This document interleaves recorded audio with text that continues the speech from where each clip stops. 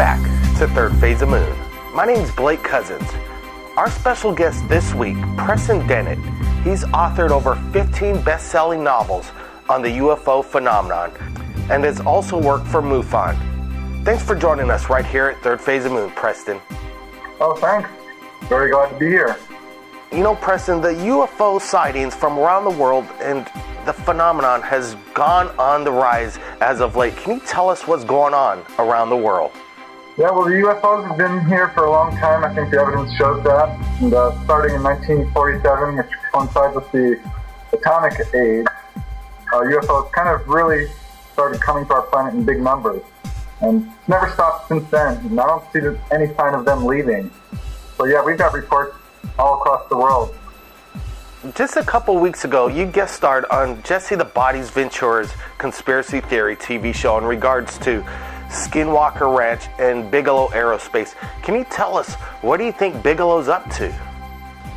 Well, Bigelow, as you know, is a very wealthy man, and he's also very aware of the UFO situation. We've had people study the whole abduction phenomenon. I think he's aware of what the ETs have been warning humanity about. See, when someone is taken on board a UFO craft, the most common thing that happens to them is an examination. But the second most common is being given warnings of environmental disaster, nuclear proliferation, upcoming disasters of various kinds. And they keep saying over and over again, our planet is in trouble. And I think Bigelow knows this and is trying to get a plan to get into space. And his interest in the Skinwalker Ranch proves that he's very knowledgeable about this stuff. I think he probably does have proof of the ET presence. Apparently, Bigelow took over MUFON and paid him over $750,000 for a year's access exclusive to UFO sightings. You know, here at Third Phase of Moon, we get about 150,000 views a day, about 3.5 to 4 million hits a month. We're putting it out transparent. Is MUFON doing the same, or who do you go to now for, reporting your UFO sightings besides Third Phase of Moon? Yeah, MUFON, I've been a member of it for a long time. Very long time, and I've reported cases to them, and they kind of disappear into this black hole a little bit. And I haven't been super active with them. I've maintained my membership, but I know there's been a big shake-up. They've had a couple of people come into leadership and then leave right away. So that's kind of concerning. And, it seems like all UFO groups at some point become a little bit corrupted. This is what happened to NICAP, this is what happened to APRO, where they kind of get taken over a little bit by government folks, is what it appears to me. I'm not saying this is what's happened with MUFON because I don't really have any evidence of that. But there's a lot of people who are unhappy about MUFON. Long investigators who've been fired from positions that they've held for a long time. So I know there's some shake-ups going on there, and I am concerned about it. Preston, in all your years of research and working on the UFO phenomenon, what's the most scariest story you've come across in your years of work?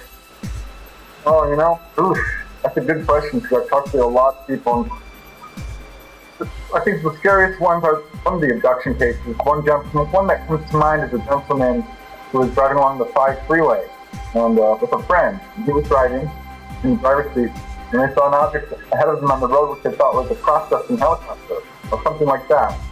And they became very concerned when they realized it was nothing like that. It was apparently a UFO with fog surrounding it and lots of bright colors, and it terrified them because it sent out this beam of light which played across the road and then struck their car. And they lost consciousness and woke up later on the road, and he was no longer driving. His friend was driving, and he was in the passenger seat. And they were terrified. It was a very scary experience. And another one that comes to mind is a couple who were driving through Topanga Canyon when they had a UFO following them. And I actually have a recording of this. They were crying just about when they spoke about it. They said this object came down right over the car and lifted their car right up. And they had missing time, and the next thing they remember, they're set back down on the ground. Just terrified and really disoriented. So there is definitely a very scary aspect to this sometimes. But yeah, absolutely. Often people tell me it was the scariest experience of their life. Preston, you've authored over 15 best-selling novels in regards to the UFO and alien phenomenon. I know you're working on something in the future. Can you tell us what it is? Well, currently I'm working on 2 books. I'm kind of continuing my series of UFOs over California, which is this book right here. And I also did a book called UFOs over New Mexico and UFOs over New York. So I'm following that up with UFOs over Nevada. And I'm finding out a lot about Area 51, which is really surprising and shocking, actually. Yeah, I thought I knew quite a bit about it already, but I found out I did not know the whole story. And so that's really interesting. And I'm also doing another book on people who had very close encounters. And these are the kinds of encounters that are not your typical abductions. Like one gentleman, he was actually invited aboard a UFO and was taken off of his Navy ship. He was a medic at the time and had contact with these 15 feet tall, he said 15 feet tall, praying mantis type ET. And he was never examined or anything like that.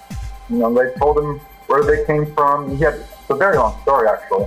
But these are the types of encounters that are in this new book, and I'm really excited about it.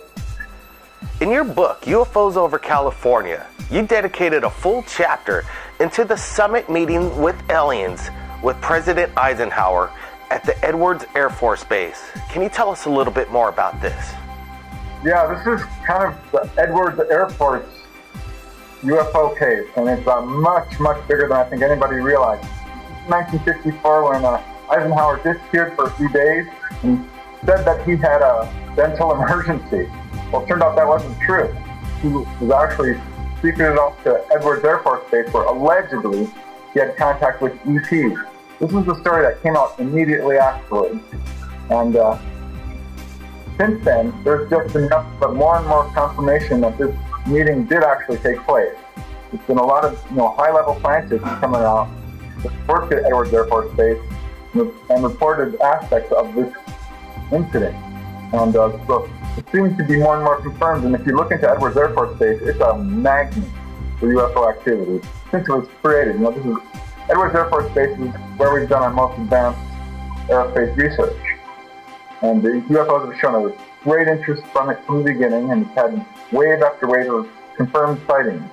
And then now we have actual released recordings of radar visual sightings over Edwards Air Force Base. And truly they're neck deep in this. They not only have had sightings, there's been landings that have occurred there, as confirmed by astronaut Gordon Cooper, who actually saw a video of a UFO landing at Edwards Air Force Base, which he sent off to his superiors and it was never seen again. And there's also reports of not only alien meetings, but craft UFOs being taken there and studied. So it just goes on and on and on with Edwards Air Force Base, and the story there is still continuing and unfolding. And I think there is a very prime area for research because it's a very, still a lot of information to uncover about what's going on at Edwards. Preston, I really look forward to your future books in regards to the UFO and alien phenomenon, and I appreciate you sharing your vital information through the investigations you've been doing for many years. All right, thank you very much for the opportunity. I very much appreciate speaking with you guys, and very happy to have the opportunity. Thanks. Thanks again, Preston. And if anybody out there has captured anything amazing in regards to UFOs or aliens, you can contact us via Skype, Facebook, and our new website, thirdphaseofmoon.net. My name's Blake Cousins, and we'll see you again next time.